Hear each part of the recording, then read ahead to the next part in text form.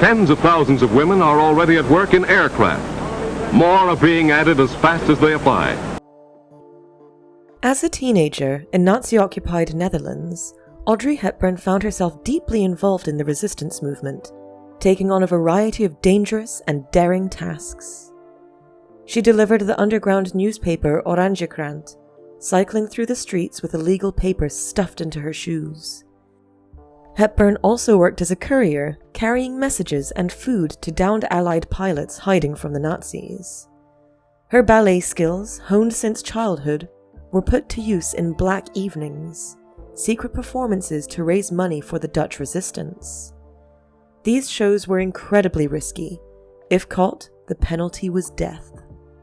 Hepburn's ability to speak English fluently, thanks to her British father, made her particularly valuable to the resistance. She often acted as a liaison between resistance operatives and Allied soldiers. The war had a profound impact on Hepburn. She suffered from malnutrition and anemia, experiences that would later fuel her passionate work with UNICEF. In one harrowing incident, Hepburn narrowly escaped being rounded up by Nazis during a raid. She hid in a cellar for days, surviving on tulip bulbs. These experiences left an indelible mark on her, shaping her worldview and influencing her later humanitarian work. Hepburn rarely spoke about the wartime experiences, but when she did, she emphasized the bravery of the Dutch people and the importance of standing up against injustice. I did give performances to collect money for the underground, which always needed money. Long before becoming America's sweetheart, Betty White showcased her dedication to her country during World War II. In 1941, at the age of 19, White volunteered for the American Women's Voluntary Services, WWII. Her primary role involved driving a PX truck to deliver military supplies to the Hollywood Hills. This wasn't just a photo opportunity or a publicity stunt. It was hard, grueling work that required dedication and perseverance. White would often work long hours, navigating through blackouts and air raid drills. The job was physically demanding, requiring her to load and unload heavy supplies, often in challenging weather conditions. In addition to driving, she participated in events to raise money for the troops, using her natural charm and wit to boost morale at dances for departing servicemen. White later recalled, "It was a strange time, and out of balance with everything." Her experiences during this period shaped her lifelong support for veterans' causes. Even decades later, she remained involved with various veterans' organizations, often citing her wartime service as a formative experience. B. Arthur served in the U.S. Marine Corps Women Reserve from 1943 to 1945. Enlisting at the age of 21 under her birth name, Bernice Frankel, Arthur's role was multifaceted. She worked as both a truck driver and a typist, quickly rising through the ranks from private to corporal to staff sergeant. Her service took her to Marine Corps and Navy air stations in both North Carolina and Virginia. Arthur's personnel file, released in 2010, revealed some interesting details about her service, though. She was described as argumentative and over-aggressive in personality assessments, traits that would later serve her well in her iconic roles on television. Her file also noted that she was officious, but probably a good worker, if she has her own way. Clearly, Arthur's military career wasn't without controversy. Her record shows a single misconduct report citing her contraction of a venereal disease, which led to a 5-week period of being incapacitated for duty in late 1944. Despite this, Arthur's service was commendable, and she received an honorable discharge in 1945. Interestingly, Arthur rarely spoke publicly about her military service, preferring to keep this chapter of her life private. It wasn't until after her death that her wartime contributions became widely known, adding a new dimension to the public's understanding of this beloved actress. Before she became Marilyn Monroe, Norma Jean Mortensen was doing her part for the war effort at the Radioplane Company in Van Nuys, California. Her job involved spraying airplane parts with fire retardant and inspecting parachutes. The factory produced OQ-2 radio-controlled target drones for anti-aircraft gunnery practice. Monroe's work was crucial but monotonous, involving long hours of repetitive tasks in often challenging conditions. She later recalled the constant smell of dope, a lacquer used to coat the fabric of aircraft, which permeated the factory. It was here that her path to stardom unexpectedly began. In 1945, Army photographer David Conover was assigned to take morale-boosting pictures of female workers contributing to the war effort. He was struck by Monroe's photogenic qualities and natural charm. Conover's photos caught the attention of a modeling agency, setting her onto the path to Hollywood. As her fame grew, Monroe leveraged her increasing popularity to support the troops during the Korean War. She performed with the USO in Korea in 1954, putting on 10 shows over 4 days for American soldiers. Despite battling pneumonia during the tour, she persevered, later remarking that the experience was the best thing that ever happened to me. Monroe's performances in Korea were legendary, with soldiers recalling her kindness and genuine interest in their lives. She braved freezing temperatures and illness to entertain the troops, often performing in revealing outfits that contrasted starkly to the harsh Korean winter. Known at the time as the most beautiful woman in the world, Hedy Lamarr's contributions to the war effort went far beyond her glamorous image. In collaboration with avant-garde composer George Antheil, Lamarr developed a frequency-hopping spread-spectrum technology designed to prevent the interception of radio-controlled torpedoes. The idea came to Lamarr after learning about the problem of signal jamming at a dinner party. Using her knowledge of torpedo systems, gained from her first husband, who was an Austrian arms dealer, and Antheil's expertise with player pianos, they created a system that used a piano roll to randomly switch the signal sent to the torpedo among 88 frequencies. The patent for their secret communication system was granted on August 11, 1942. The technology was groundbreaking, but its complexity made it difficult to implement with the mechanical technology of the 1940s. Although the technology was groundbreaking, the US Navy initially rejected it, delaying its implementation until the 1960s. Lamarr's invention laid the groundwork for modern wireless communication technologies, including Wi-Fi and Bluetooth. She received no compensation for her invention, and her contribution remained largely unrecognized until the late 1990s. In 1997, Lamarr and Antheil were honored with the Electronic Frontier Foundation Pioneer Award, and in 2014, they were posthumously inducted into the National Inventors Hall of Fame. Lamarr's story serves as a powerful reminder of the often overlooked contributions of women in science and technology during wartime. Carole Lombard's dedication to the war effort tragically cut short her life and career. Following the attack on Pearl Harbor, Lombard became one of the first Hollywood stars to join the war effort. In January 1942, she embarked on a war bond rally in her home state of Indiana. The tour was grueling, with Lombard participating in 16-hour days of events and speeches. Her energy and enthusiasm were contagious, inspiring thousands to contribute to the war effort. In Indianapolis alone, she sold $2 million worth of war bonds in a single day. On January 16, 1942, eager to return home to her husband Clark Gable, Lombard opted to fly rather than take the train as originally planned. Her mother and Gable's press agent Otto Winkler accompanied her.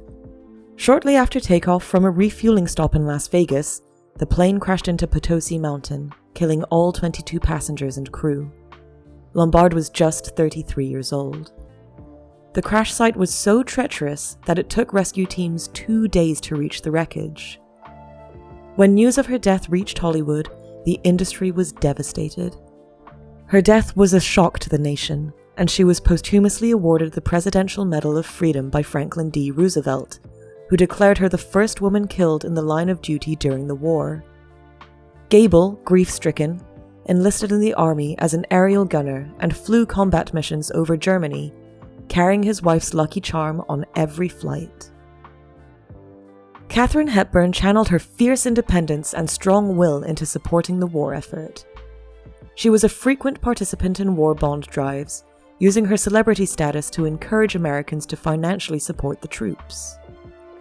Hepburn took a hands-on approach to her war work, volunteering regularly at the Hollywood Canteen.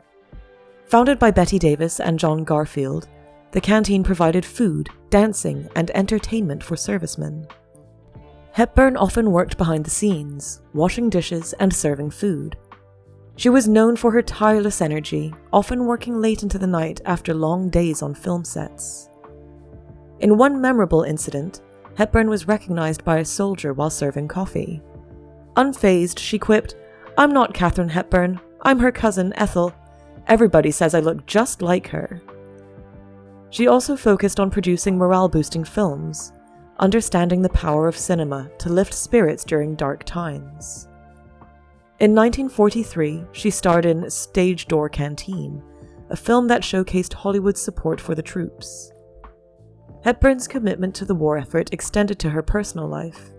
She knitted socks and sweaters for soldiers and corresponded regularly with servicemen, boosting their morale with personal letters. Her letters were cherished by soldiers, who appreciated her wit and candor.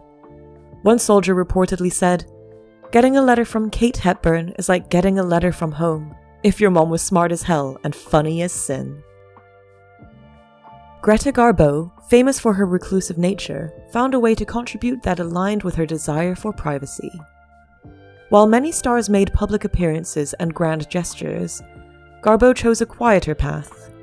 She secretly donated substantial sums of money to various war-related charities, focusing particularly on Finnish relief efforts during the Winter War between Finland and the Soviet Union.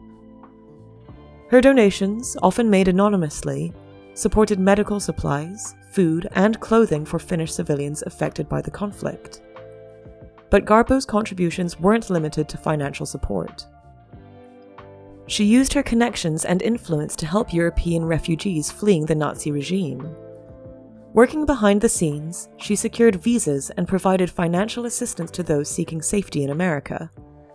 In one instance, she personally guaranteed the financial support for a family of Jewish refugees, ensuring their safe passage to the United States. Garbo also volunteered as a translator for the British Ministry of Information, helping to create anti-Nazi propaganda for broadcast in Sweden. Her ability to speak both Swedish and German made her particularly valuable in this role. She worked long hours translating news reports and propaganda materials, ensuring the accurate information about the war reached the Swedish public. Despite her efforts to maintain privacy, Garbo's wartime activities did not go entirely unnoticed. In 1944, she was awarded the King's Medal by the British government for her services to the Allied cause. The medal recognized her specially meritorious services in the cause of freedom, as testament to her significant, if often unseen, contributions to the war effort. Jane Russell found her niche in supporting the troops through entertainment. As a volunteer for the United Services Organization, USO, Russell traveled extensively to perform for soldiers far from home. Her tours took her to military bases across the United States, and even to the front lines in Korea during the Korean War. Russell's performances, filled with song and humor, provided a much-needed respite for troops facing the harsh realities of war. She often performed alongside Bob Hope, becoming a regular on his famous USO tours. Russell's dedication to entertaining the troops was legendary. During one tour in Alaska, she performed in temperatures as low as 40 degrees below zero, wearing her signature revealing costumes despite the cold. In Korea, she braved sniper fire and treacherous conditions to reach remote outposts, determined to bring a taste of home to every soldier she could. Russell's commitment went beyond just performing. She spent hours talking with soldiers, listening to their stories and improving their morale. In addition to her performances, Russell was known for her personal interactions with the soldiers, often staying after shows to sign autographs and chat with servicemen. Many veterans later recalled her kindness and genuine interest in their lives. Her commitment to the troops also extended beyond her performances. She was a co-founder of the World Adoption International Fund, which helped facilitate adoptions for children fathered by American servicemen overseas. This organization, inspired by her own struggles with adoption, helped thousands of children find homes and supported veterans in reconnecting with children they had fathered during their service. Before becoming the Queen of Comedy, Lucille Ball played a crucial role in the war effort. In the early days of war, Ball worked at Producers Corporation of America, where she was involved in the production of various war-related materials. Her job involved assembling electrical transcription discs, which were used to send radio broadcasts to troops overseas. Ball took her work seriously, understanding the importance of maintaining morale among soldiers far from home. Her comedic talents were put to good use in war bond rallies, where she used her humor to entertain and raise funds. Ball's ability to make people laugh even in the darkest times made her a valuable asset in these events. In 1943, Ball joined the Victory Committee, organizing entertainment for troops at the Hollywood Canteen. She was known for her tireless energy, often working long hours at the canteen after full days on set. Ball would serve food, dance with soldiers, and perform impromptu comedy routines, bringing smiles to the faces of weary servicemen. Her commitment to supporting the troops continued throughout her career. During World War II, she appeared in the film Best Foot Forward in 1943, which was shown to servicemen overseas. The film was a hit among troops, who appreciated Ball's comedic timing and charm. Later, during the Vietnam War, she and her husband Desi Arnaz would revive their I Love Lucy characters for a special performance for troops in Saigon. This performance, which took place in a combat zone, demonstrated Ball's ongoing commitment to supporting American soldiers.